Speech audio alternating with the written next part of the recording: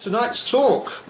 Happy to introduce Seth Thévoz, NSC member, author of a new book, Behind Closed Doors, The Secret Life of London Private Members Clubs, who will now talk about looking at clubs in a different way. Thank you, Seth.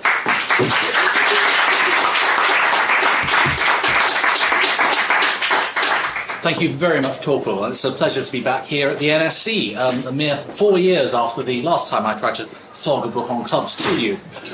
This, however, you'll see is a rather different overview of clubs. I want to start by acknowledging that clubs have a terrible image.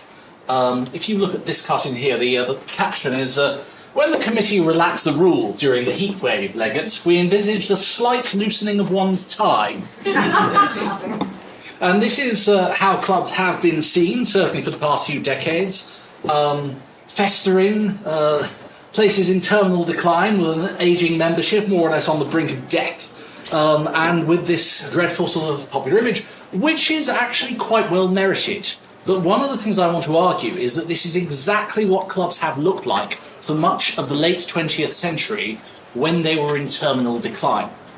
But it is not a particularly accurate picture of what clubs have looked like in their prime, 100 or 150 years earlier than that. And I really want to sort of try and trace what this lost element of clubland looks like.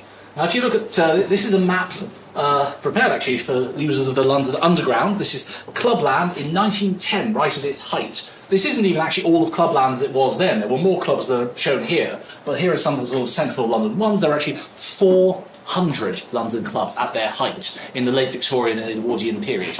Of those, around 40 of them survive, so the key statistic to remember in all of this is that 90% of London clubs have closed down and are failed businesses.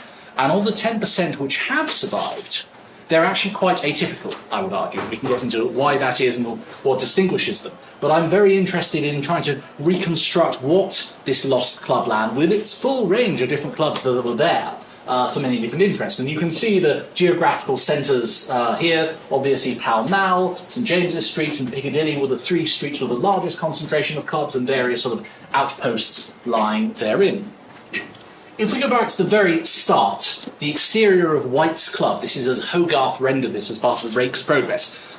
We tend to teach ourselves that White's is where it all started back in 1693. This isn't entirely true. For one thing, the very first recognisable modern-style club wasn't in London at all.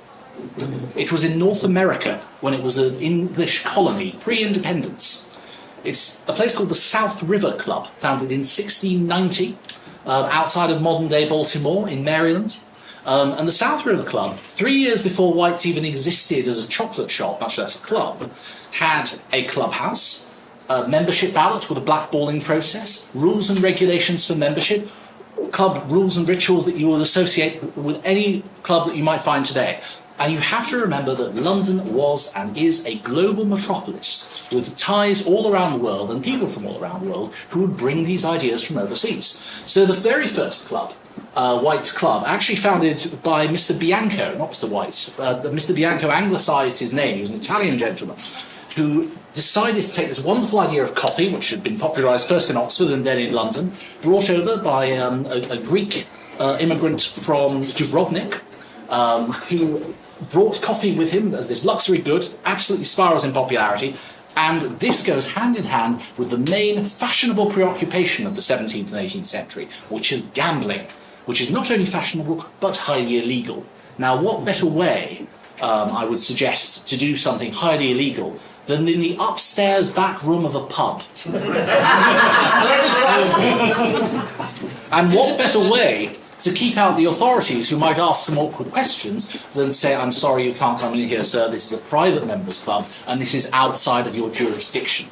And that is exactly what the early denizens of Pall Mall and St James's found. And this is how early clubs like Boodle's and Brooks's and defunct clubs like Arthur's all cropped up along Pall Mall and St James's Street. Hogarth did not have a particularly high view of these clubs, as you can see. This is the interior of White's, as depicted by Hogarth, as a gambling hell. And, yes, not much has changed, as you may observe in some ways. Those early clubs were heavily aristocratic. They were actually quite modest in size. They were effectively small townhouses, and still are quite pokey by comparison with what later follows. In the 19th century, you have a totally different breed of club, which comes about because of the growth of the middle classes. You have to remember that as a result of the Industrial Revolution, a large new moneyed group of people suddenly have cash to spend in large quantities, and they want to do so in these elite aristocratic clubs, and are of course told, I'm sorry, you can't come in. So what do? They set up their own clubs, which line Pall Mall in particular.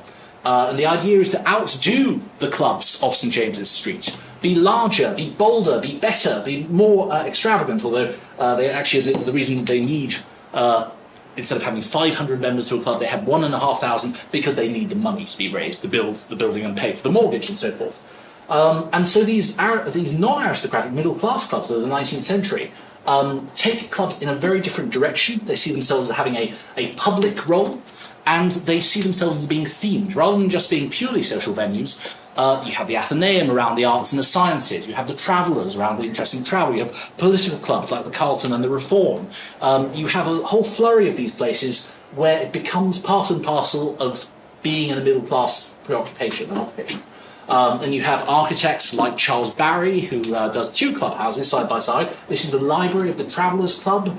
This is the coffee room, which is effectively the dining room of the Reform Club. Remember, because of the birth of clubs in this sort of setting, through the coffee house, they still name some of them after the coffee rituals that they have there. The Athenaeum's South Library. These are all examples of clubs showing off what they can do to the world. Oh dear, and now we've lost the signal, which is particularly annoying because it's also my visual prompt to do this. They also use a great deal of modern technology. We tend to think of clubs as these very fusty establishments set in the past. Everything about the club was modern and was cutting edge in the 18th and the 19th century. This is an example of the fact that Pall Mall was the first street in London to have gas lighting throughout, and the clubs tapped into this very rapidly. Clubs were also the first buildings in London to use telegraph wires, to use electrical lighting, to use passenger lifts. Everything about them is modern. And if you think of the quintessential stereotype image of a London club, somebody reading a newspaper, that newspaper will have been printed in Manchester or Liverpool that morning and brought down by express train at high speed. Everything about the club was highly modern when it was in its heyday. And here you see the kitchens of the Reform Club, designed by Alexis Soyer, celebrity chef, best known for designing the battle stove, something that's deployed in the Crimean War to bring hot meals to thousands of troops at a time, and is still in use as far back as the Second World War after that, 90 years later. But to the Reform Club, he brings the principles of a production line, of a factory from the Industrial Revolution, to luxury, high-quality cuisine for the members of the club. Clubs are popularised in other ways, and one of them is really spread by this gentleman, the Reverend Henry Solly, a somewhat holier-than-thou preacher who believes that there are lessons to be learned from the way that people can be brought together in clubs and with that sense of fellowship and warmth and humanity that avoids going to the pub. And he's a temperance reformer who brings about the Working Men's Club. And the Working Men's Club originally starts in the 1850s and 1860s as an alternative to the pub, as a way to bring people together for self-improving lectures. The Reverend Henry Solly does a phenomenal job of popularising these early clubs. But, strangely enough, once given choice and democratic control in the Working Men's Clubs, the members start to say, well, actually, we'd quite like to have some cheap beer, thank you very much. And after 20 years, the thing that they're all agreed on is to sack Solly from his own organisation. So it's not overwhelmingly successful. But you have a rise of the Working Men's Clubs all throughout, actually, much of the 20th century. We tend to think of the high point of the elite clubs of central London as around 1910, give or take 5-10 years. But the Working Men's Clubs are still growing into their thousands until the late 1970s, when they reach their peak. So Solly's movement actually takes off, and people tend to treat them very separately to the elite private members' clubs of Pall Mall. But the idea from the start was to bring a slice of Pall Mall into the communities and give people a stage, a bar, a public hall, something that they could belong to as members. And the scale of them could be quite extravagant as well. This was one of the Working Men's Clubs in central Westminster that you found. Now, the clubs, as I said, as it took on an increasingly middle-class character in the 19th century, begin to see themselves as playing a public role. This scene is the Duke of Wellington's funeral from the 1850s. You'll see the temporary stands, which are put up all down Pall Mall. But these sorts of stands are to be found all across the 19th century whenever there are pageants and processions, coronations, jubilees, and they are open to non-members. You will see that they are very much an event and a time that the clubs put themselves on show. They may be private for the bulk of the time, but they see themselves playing that public role. This is further along Pall Mall. This is the now demolished building. It's a sort of 60s concrete block on the site. And this was the Junior Carlton Club. Very much an example. This is for the Jubilee in 1897. This is the building. I wanted to give you some idea of the sort of vanished world that exists. So this is the Junior Carlton just prior to its demolition in 1963. The members decided, this is something quite common actually in the 1960s, jumping ahead to the sort of decline of clubs, that it would be a fantastic idea to replace it with an office block where they would keep the top 2 floors for themselves and they would retain the penthouse and they would derive rents from the offices below. The only problem was that when they were building the penthouse, they asked their members, what do you want to have in the clubhouse? And they said, well, we want squash courts. So they built 2 large squash courts in the middle of this site, which left almost no room for a club. So the remaining club was built as a series of corridors around the squash courts. And Harold Macmillan was asked to open this new building in 1968, and he was desperately struggling for anything positive to say about it. And so he said, it reminds me of a ship, but steady. But this is the building just before it went down. So you can see the main hallway in marble, beautifully decorated throughout. This is the main reception room for members and their guests. This was a smoking room. This was the bar. You'll notice the bar is fairly modest because no 19th century club actually had a bar that was purpose-built. The idea was that you would always order alcohol with a meal or with something else. But the idea of actually being able to have a whole room dedicated to alcohol just seemed a bit outrageous. It's not until the 20th century that clubs start putting in bars, and that's why most clubs to this day will have a bar in a converted corridor or some flimsy plywood structure, because it was a late addition in that way. This is the main dining room. You're looking at it from one long end to the other via the members section, but right at the end it goes into an L shape, and there's a little alcove for receiving guests, so that you don't have to look at any guests and you can dine in privacy as a member. This is the main parliamentary library, stops with Hansard, or the telltale blue spines, and that was the top of the stairs. It was a rather remarkable building and drew attention to itself. So much so that in the 1880s it was the subject of a terrorist bombing.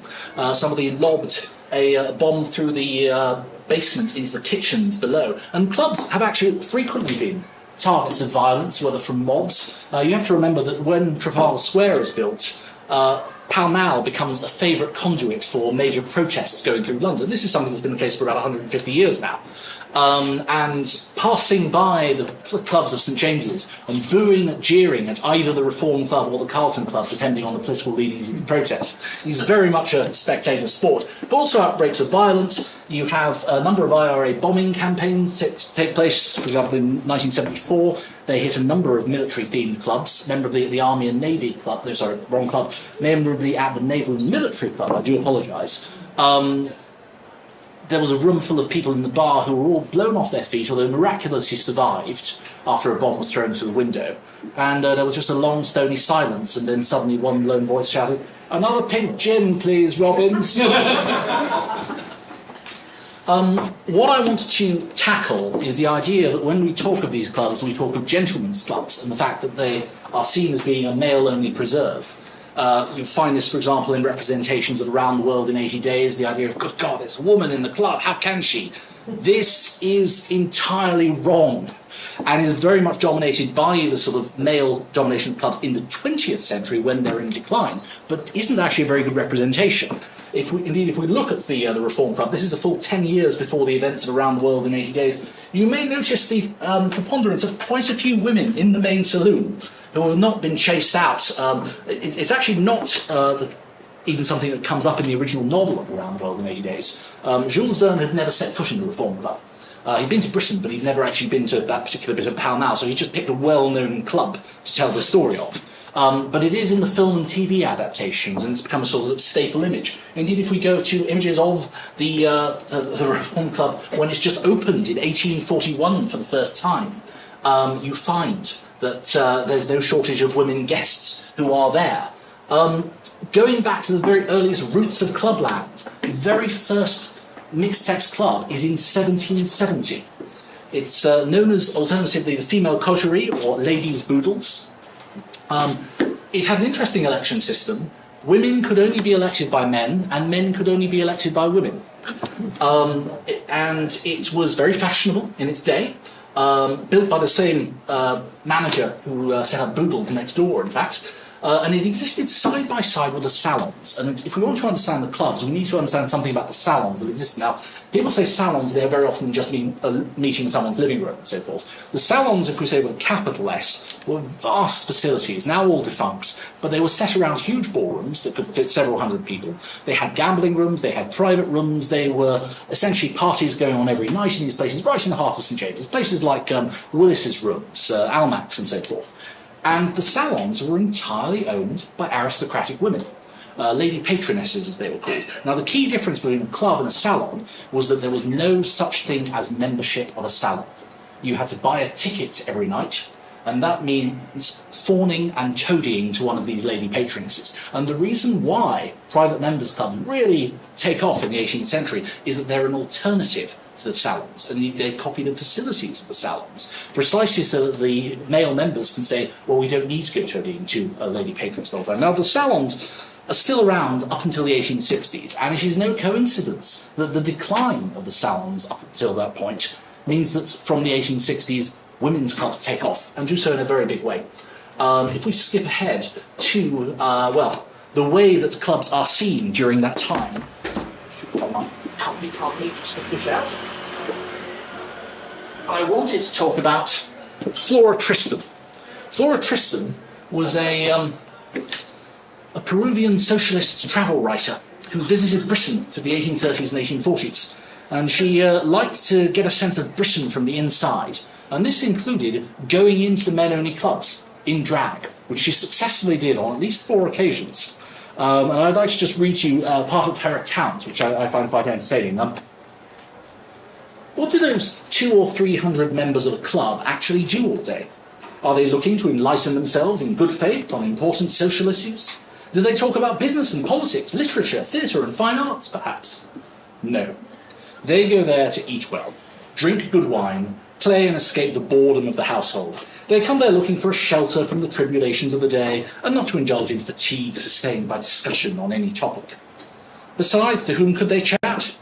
They remain unknown to each other. The membership of a club does not entail the obligation to speak to one's associates or even to greet them. And so everyone enters the lounges, a hat in his head, neither looking at nor greeting anyone.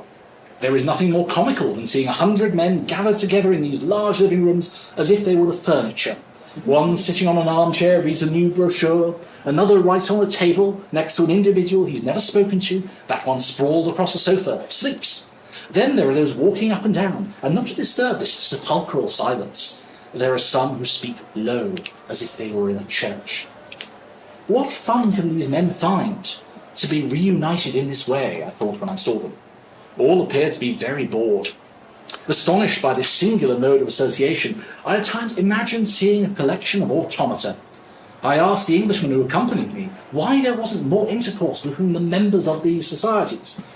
"How would you," he replied to me, "address a man whom you do not know, and about whom you don't know anything, so that you don't even know whether he's rich or poor, Tory, Whig or Radical, and risk hurting the opinions of which he's so proud regardless of the consequences? Only the French could commit these kinds of acts." "Why," I replied, "do you get people joining the club when you do not know them?" He replied, "Because you need a certain number of contributing members to cover the club's overheads, and we only need to know about the respectability of members, and that they were presented by 2 club members and approved by the committee." This answer perfectly portrays the English mind. This company always offers its members, through its association, the scope to achieve a material advantage. Do not ask your club to associate its thoughts, its feelings, its being moral, because it will not understand you. This immobility of the soul, this social materialism, is something frightening. So Tristan was quite a stern critic of clubs, but she gave a very distinctive view, and a couple of generations after that, you get the growth of the women's clubs, so that they are very much a fixture by the late 19th century, offering the kinds of facilities found in gentlemen's clubs until that point. And they have lecture halls, and they have billiard rooms and so forth. If we look, for example, at the concentration of clubs and clubland, this is around 1910, ladies' clubland, as it was called, was a very recognisable thing. In blue you see the women's clubs, in purple you see the mixed-sex clubs. It was very much Dover Street and Albemarle Street, or that curve of Grafton Street over there, was where they were centred. They also went global. Down here, you will see the Lyceum Club. The building still exists today. It's now the RAF Club. The Lyceum Club was set up by this lady, Constance Smedley, to be the centre of a worldwide network of women's clubs. And it still exists today as a network. It's just the Lyceum was unsuccessful and closed down in London. But from Denmark to Australia, there are dozens of Lyceum clubs the world over.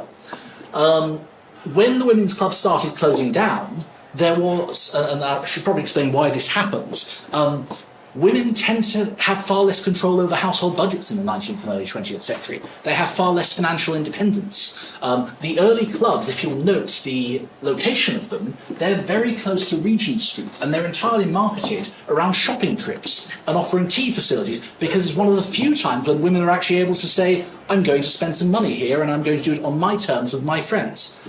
However, because of this lack of financial independence, women's clubs are dependent upon financial patrons. The word club comes from to club together to defray costs. And male-only clubs tended to share the costs literally amongst their whole membership. Because women has less financial independence, they couldn't do this. And so instead, they tended to find one lady patroness to subsidise the club. And when she died of old age, typically 20 or 30 years after the club was founded, unless they could find a new lady patroness, then the club tended to close. And so at one time at their peak, there were 50 women's clubs around London, and they sank away. Currently there's only one historical one, the University Women's Club in Mayfair, which is the sole survivor. Now I bring up these photos here because these were how the men-only clubs reacted to the closure of the women's clubs. They started to found a ladies' annex. And the ladies' annex was a way of preserving the rest of the club as a male-only space and saying, you all have some fairly reasonable facilities with some smartly appointed rooms. These are from the junior Carlton Club, which was a separate wing.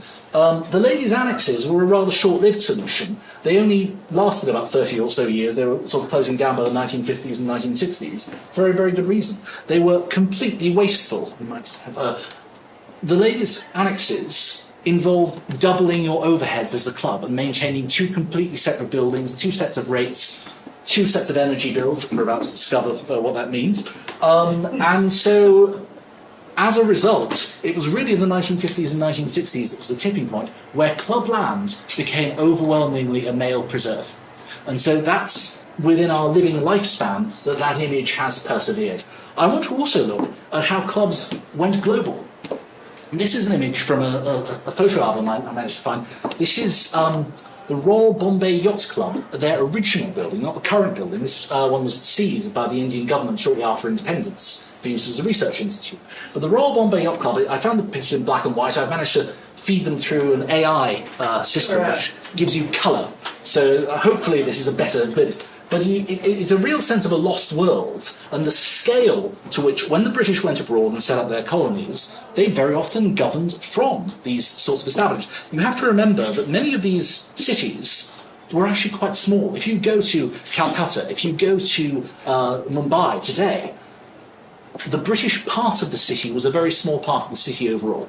If you go somewhere like Chennai, formerly Madras, the British section around the old fort was a few hundred metres across at one stage. And so the colonial clubs were not so much behind closed doors as behind closed walls. You had a compound, a very luxurious compound, where you could emulate all the facilities from home as you remembered them. Indeed, a lot of the tastes in many of these clubs were several decades out of date by the time that they were built, because they were looking back to an England that people remembered from before a long sea voyage. You'll notice on the interiors the preponderance of fans, because of the number of Europeans who weren't accustomed to the very humid climate. So that's a recurring theme. But the scale was huge. Their dependence on low, I was going to say low living costs, but actually, in the case of India, you have to remember that slavery actually continued in India all through until the 1860s, long after its abolition in the UK. And it's very noticeable that a key part of the economic success of clubs in the 19th century was a dependence on low wages. If you think of the archetypal country house, the sort of Downton Abbey residence, that is only possible with 120 people working there if you have people on low wages. If you have people on minimal wages, that's even simpler. But it is not a sustainable system if you are paying people, as you start to do so from the 20th century onwards, large increases in the cost of living from the 1930s, from the 1960s onwards. And that has real implications on the financial viability of something this grand, especially if it has so few members.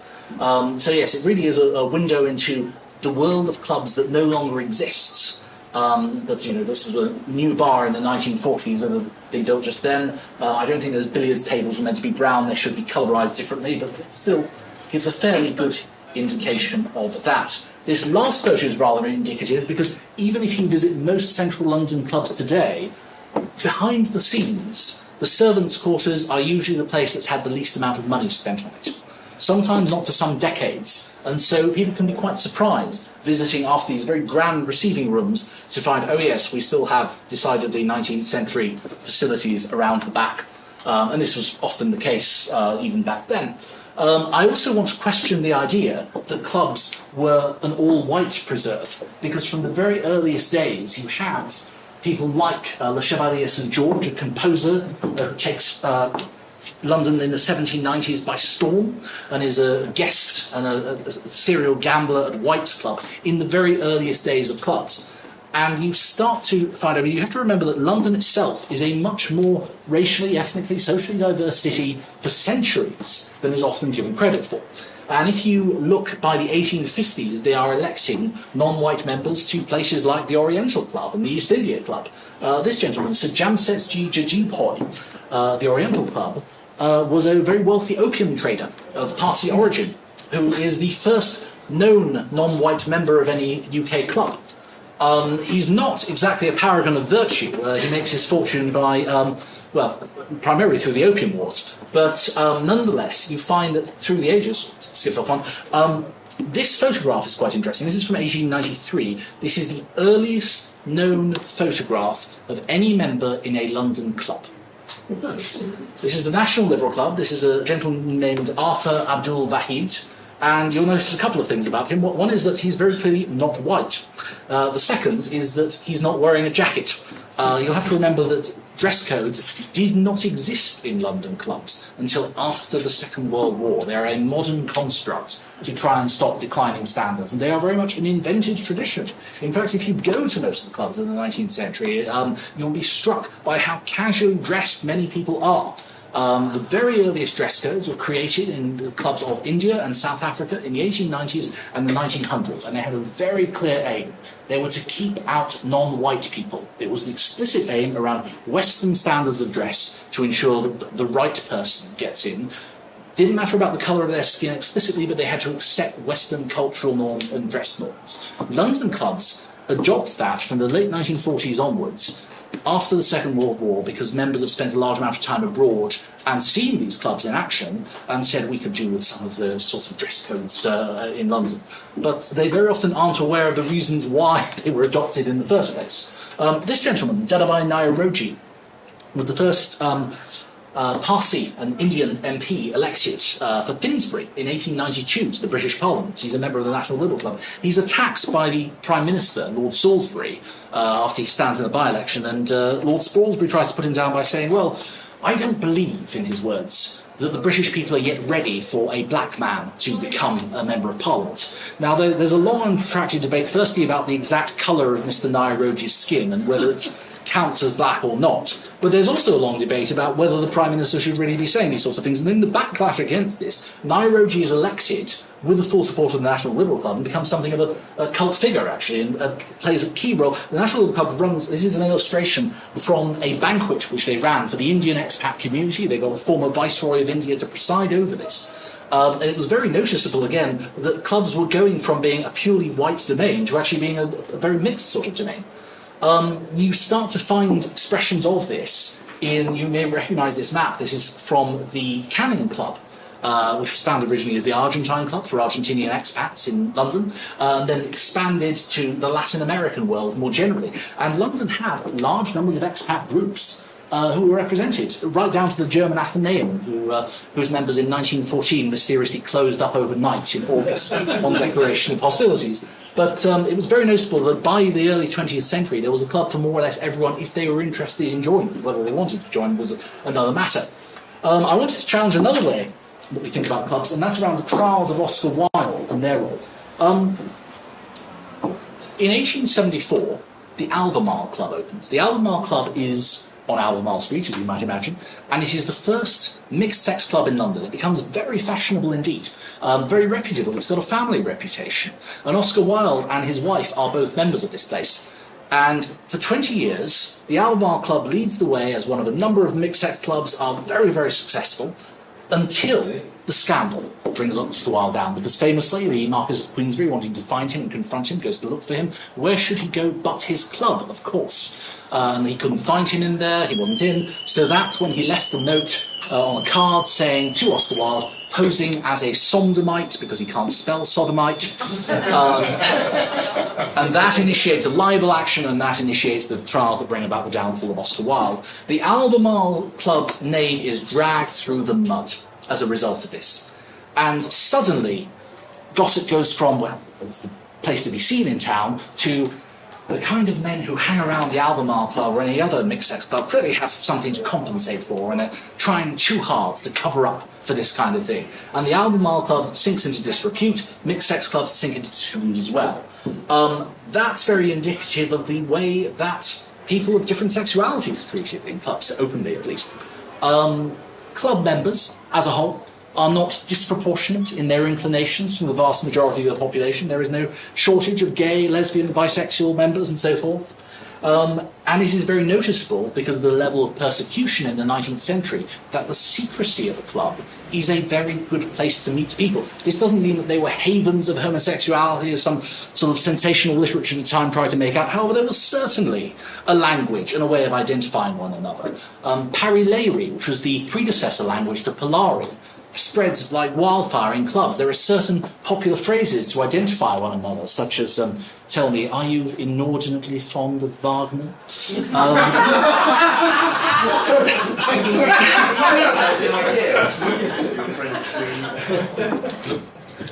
Indeed, for much of the 19th century, clubs were so preoccupied with respectability that there was an element of farming out gay encounters, so that the clubs would be the reputable place to find a suitable partner, but you wouldn't disappear upstairs, say, into the bedrooms. You'd find somewhere else. You'd go into St James's Park, where the guardsman is the preferred stereotype. You go to the public lavatory that was then standing just outside the Garrick Club, and the club was the reputable place to find potential partners. When people were outed and had major scandals, like Robbie Ross in the 1910s at the Reform Club, he actually found his their members were very supportive and rallied around, and they said, well, this is a private matter, it's no one's business, thank you very much, and he said they tended to buy him more drinks than ever before. But yes, clubs have had a very strong gay and lesbian dimension to them from the outset, because the idea of a club is that you can be yourself with like-minded people, and so very often at their best they've been more tolerant places than the wider public. Now, the first major hammer blow to clubs is with the First World War, and you see here an example of club staff members who join up, and then those members who are listed here who never came back. And that affects the clubs in a number of ways. The first is obviously the membership takes a hammering, but so does the staff. And actually trying to run a club with minimal staff, or indeed non-existent staff, particularly because a number of clubs were quite keen to try and avoid having their members sign up, and would say, well, we'll readily volunteer our staff to go off to the Western Front so long as the members don't do so. There are also a large number of central London buildings which were being compulsorily seized for war work. And clubs would go out of their way to offer accommodation and refreshments to troops on furlough as a way of saying to the government, well, we really shouldn't be requisitioned to do war work because we're doing quite enough as it is, thank you very much. So the patriotism of clubs in the First World War was quite variable, but it had a real impact on the membership, and it also had a real impact on generational change, because 1920 round about then is the point at which people stopped signing up their children to join clubs. Now, up until that point, clubs were more or less a self-fulfilling cycle, because if you're signing up your children, you're replenishing your club frequently. Now, it's not immediately apparent through the 1920s and 30s that the clubs have a problem, because as far as they're concerned, they're full up, they've got plenty of jolly chaps, and they can all enjoy themselves very much. However, what happens is that the same generation, born around 1900, get older and older, and by the 1960s and 70s, clubs are finding that about 85% of their membership are dying in less than a decade. And that's why they go off a cliff edge, amongst other things. There are inflationary pressures, there are other issues. They're certainly getting a reputation for being stuck in their ways. This is the Athenaeum, the new member of the Athenaeum Club who asked the way to the cocktail bar. Bear in mind that in the 19th century, clubs had been at the forefront of experimentation in food and drink. By the interwar years, they're getting a reputation for being a bit stuck in their ways. And they're becoming synonymous with an absence of things going on. This is not universally true. There are some clubs that are opening up, like the Lansdowne Club in the 1930s, has its Art Deco swimming pool, but that's bucking the trend. The Second World War is also a hammer blow to clubs. There are at least a couple of dozen central London clubs that are directly bombed out, and there are several more that are directly affected by this. Food rationing deals a hammer blow. There are some colourful ways that clubs deal with this, mainly through the black market. One particular club managed to get around this by finding out that Winston Churchill was having his lobster tournedos served on the black market by waiters at the Café Royal, who'd found that they would just turn up in a black cab and deliver things with silver service, no questions asked, and the policeman would wave them in. And so they got in on the same circuit, and the clubs of London would be served on the black market in this way. And the usual sort of invention of whalebone steaks and so on, but it has a lasting effect in clubs becoming synonymous with bad food, and people putting up with that, and people saying, well, that's the way things have always been within living memory. Club building starts to suffer. I don't know if anyone recognises this now vanished gem. This was the Army and Navy Club on the corner of Pall Mall going off into St James's Square. It had an unscrupulous chairman who, amongst other things, did not mention that he was a property developer with a commercial interest in razing it to the ground and replacing it with the current construction. Indeed, having been rumbled just before the EGM that he called on this very subject, says chairman turned up 5 minutes before the EGM, silently wrote something on a piece of paper and walked out, and it was his resignation from the club, and he was never seen there again. But this is not atypical of what happens to a large number of London clubs, actually. The club business model is shaken up in a number of ways in the 50s. Paul Raymond notoriously sets up the Raymond Review Bar in Soho because he notices that you can get away with anything by way of entertainment if you call it a private members club, and the authorities, the very thing in the 19th century made the clubs popular in the first place. So a lot of Soho sets up sex clubs along these lines with the same license as a Pall Mall club, saying, well, we can see where this goes to. Peter Hook has a rather different idea. He takes the Club Tropicana with its all-girls strip review and decides he's going to set up the Establishment, the first political cabaret-themed private members club on Greek Street. And he said he named it, he modelled it after those great Weimar subversive satirical cabaret clubs that did so much to stop the rise of Hitler from happening. It's a noble failure. However, it really does quite a lot of cutting-edge satirical comedy. Barry Humphries has the UK debut of a Mrs. Edna Everage as a stage review and is booed down. It also famously lets out its office space upstairs. Private Eye is run out of it for a while, and Lewis Morley, the society photographer, takes a number of well-known pictures. This is a cartoon by Gerald Scarfe of when they had Lenny Bruce, and they were continuously being raided by the authorities. And they say, why are you picking on us? We're in the middle of Soho. I mean, look at everything that's going on around. But yes, Lewis Morley famously took a number of portraits, including the iconic image of Christine Keeler. Even shot across the road from the Establishment. Yes, indeed. That was his studio. No, he was in the attic directly above the Establishment. My apologies. And they then even had copycat photographs in the same studio on the same chair, including young David Frost. My biggest regret in choosing the photographs of this book is that this picture of David Frost didn't make it into the final lineup. but it would have been a move too far, perhaps. Chairs in the V&A if you wanted a shot on the committee in the same position.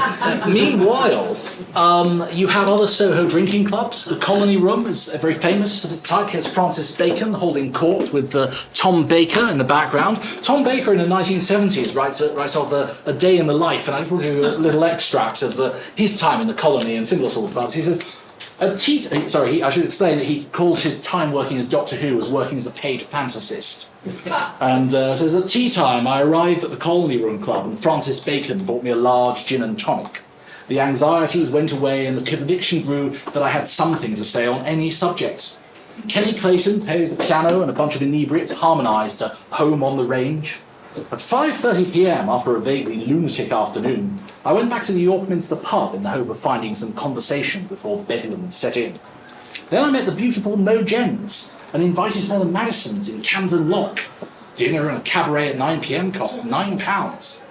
But before that, I went to Jerry's Club and met Peter Crouch, the agent, and played pool and lost. Dee Lynch, the manageress, embraced me, and that was nice. Then I talked about cancer for a while with a man who had a bad cough.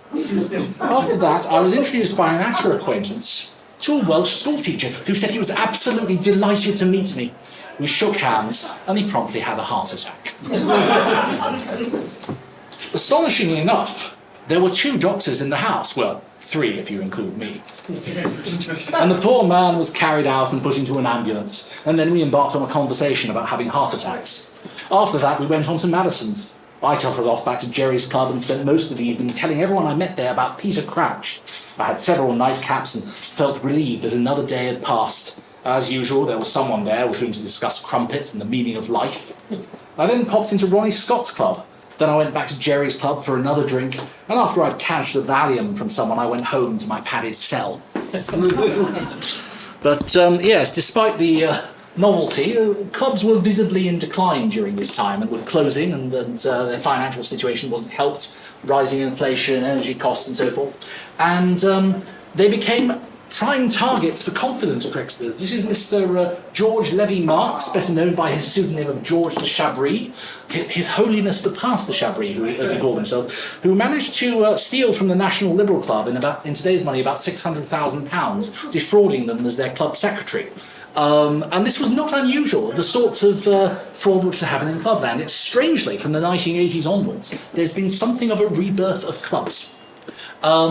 It's started off, I suspect, by some of the new clubs, the Groucho, Soho House, Home House, and so forth. But the traditional clubs have started to copy some of the things that they do. And in so doing, I think they've actually started to rediscover some of their origins as these slightly louche, disreputable establishments that they often were in their prime. And they've never stopped building new facilities. And so I finish up on this picture of the new billiards room in the Oxford and Cambridge Club, which is opened by Stephen Fry. This is a wonderfully moody picture and a rather sinister one. But things have never stopped happening in clubs, but are doing so more visibly these days. So I finished the book actually being rather optimistic about their future, but I'm very happy to finish off by opening it up for questions, and thank you very much.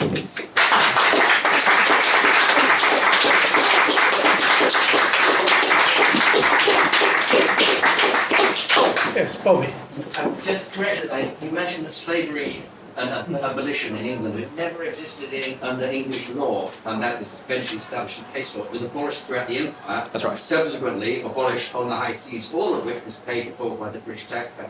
The establishment, as far as I know, still had dancing girls. Was Janie Jones, who was one of the Profumo girls, did a slot as a dancer at the establishment club. That's right. More than that, I don't know. What happened? The establishment has only opened 3 years, from 61 to 64. And in 63, Peter Cook goes abroad to Broadway to perform Beyond the Fringe in New York. And during that time, the establishment is taken over by gangsters.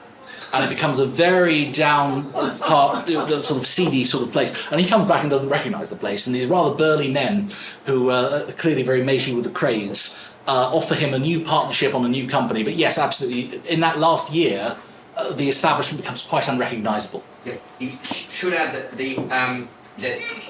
while Clubland was shaken down by gangsters frequently, the largest gangsters in operation, but at this time with the Metropolitan Police, which subsequently resulted in Operation Countryman in 1971. If you don't know anything about it, look it up. But entire departments of the police were told to resign or were transferred to the provinces as a result of it. That's absolutely right. The judge in his judgment said it was corruption on a scale which beggared belief. So there you go. So, Eugenie? Some good news, because I cannot speak for the quarters of other clubs or staff. But the Oxford and Cambridge Club, as part of the way to keep the staff loyal and committed, I was given a tour by some young lady who spoke part of me, who works with them, of their quarters, and it was beautifully done. So this could be spreading to other clubs. There's difficulty in the hospitality sector, that you get the people who have that really lovely sort of club within a club, and that keeps them happy.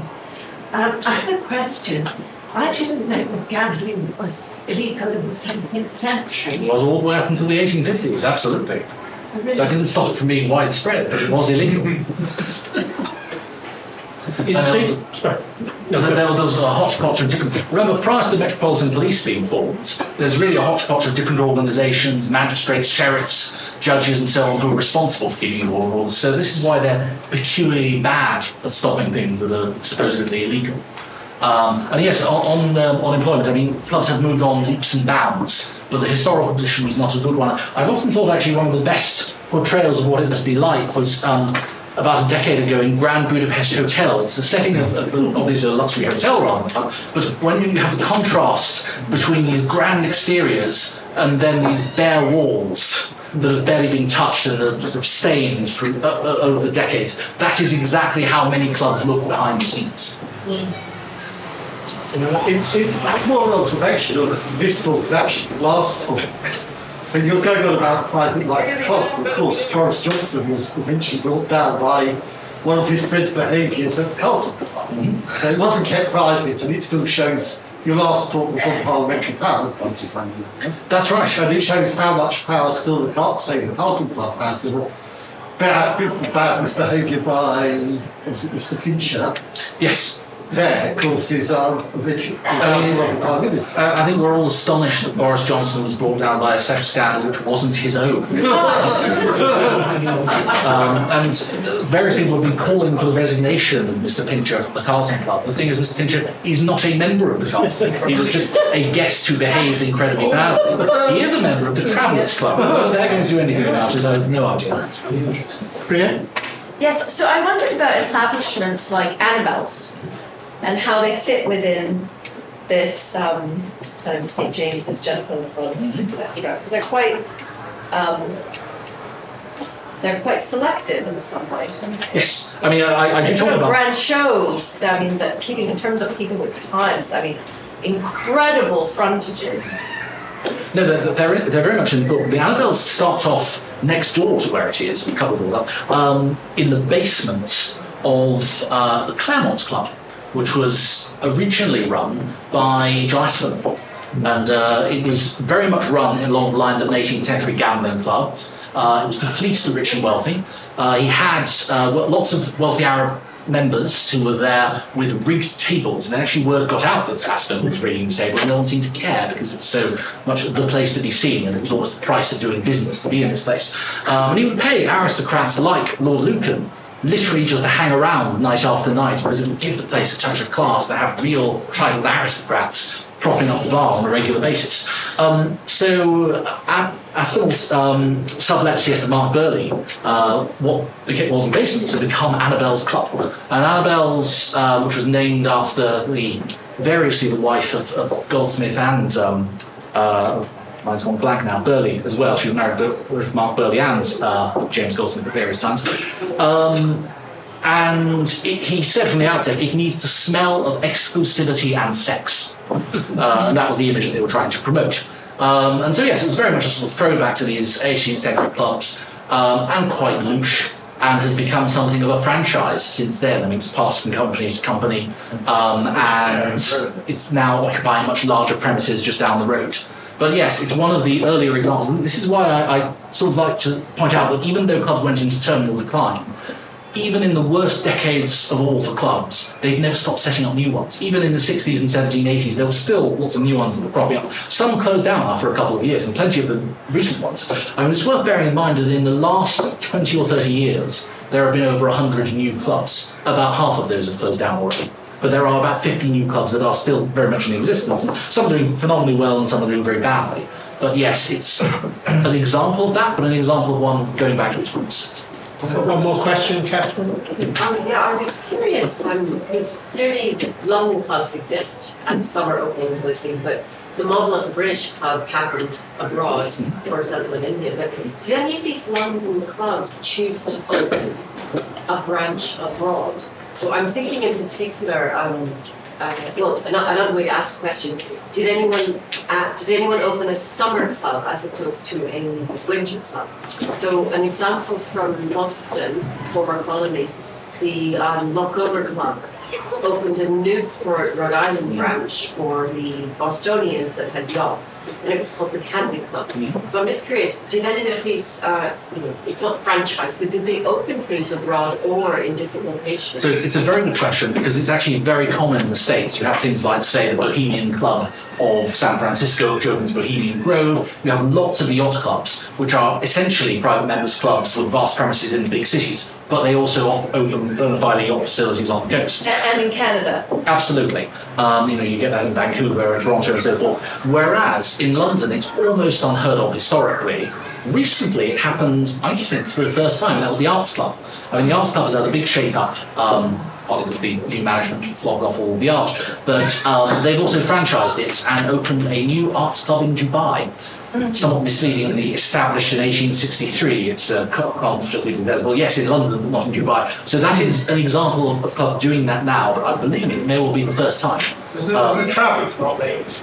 No, the Travellers have set up lots of reciprocal arrangements the world over, but they've never set up a branch anywhere else. I mean, the closest, ironically, the Travellers in Paris. That was inspired by it, but it's not the same people. And it's the same name, but exactly. No I mean, the closest thing you might get actually is the London Library was set up as an offshoot from the Travellers Library. It became its own establishment. But again, it's done its own thing. They're not linked anymore formally. Well, there's a library loan, but yes.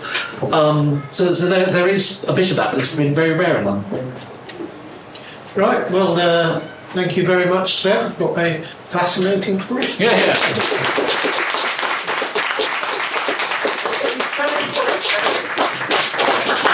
And I'm very happy to sell as long as stocks last.